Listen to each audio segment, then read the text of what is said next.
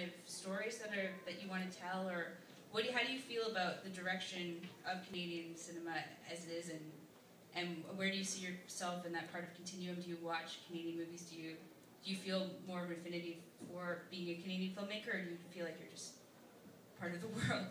That's such a good question. I want everyone to answer it.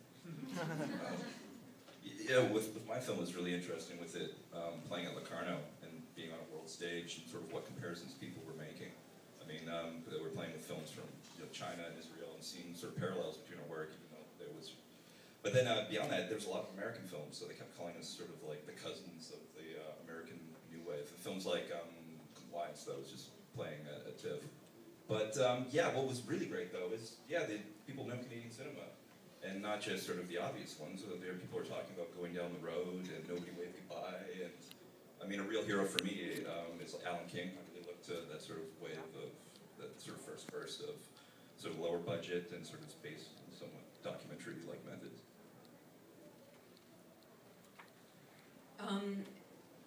Honestly, if I'm thinking about what defines me as a filmmaker, I don't know that the country that I live in, particularly given that's the second largest country in the world, is like the first thing I think of in terms of like a self-identity as a filmmaker. That said, you also don't know what defines you if you don't know anything else. I grew up 3 blocks from where I live now, so obviously being a Toronto person has influenced my film, and I was certainly really excited in my movie to show my hometown being itself and not pretending to be Chicago or New York in a movie, just being Toronto.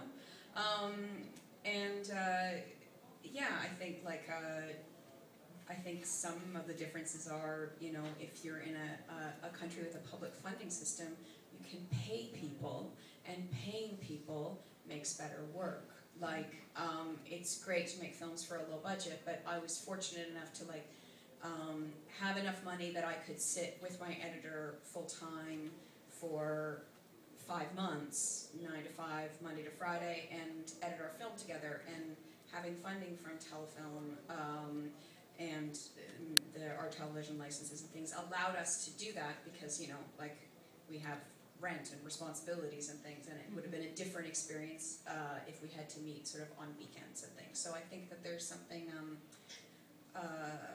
really kind of great about having the resources to make a film on good terms. I also don't totally have a sense of what it means to be a Canadian filmmaker. I mean, I think within Canada there's often a sort of stigma associated with Canadian films, but I actually think we have a pretty long and diverse history of filmmaking, so that kind of what people assume to be the Canadian film is, I think, a little unfair. But I think also, Canadians are, as a nation, self-deprecating. So, how we view our own national cinema may also, there's a, I think it's part of what makes us funny sometimes. Yeah. No. That's I agree. We're overly polite as well. But yeah, that's it. I mean, I think it's changing a bit, though. I think people are starting to come out of that phase in viewing Canadian film. But. Thank you, Jason. Well, I think there's a lot going on. In 2002, Telefilm went in a new direction, and I think that opened things up a little bit. And I think it's a dialectic in a sense. There was pushback at the same time. So there was interesting films coming out of the new direction, but there was also a pushback for people to do more auteur work as well, because there was a focus on box office, and now I think it's coming back around a little bit, and you're seeing a lot of different things happening. I think Canadian film for many years was a dirty phrase, and I think it's less so, to sort of answer that question. I think less so now. But I think there's a lot of different things going on, and with the micro budgets, people have, there's a freedom in that. There's a limitation, obviously, but there's a freedom in that as well. Excellent. And Igor, I think you're going to be the last thing, because I think we're going to...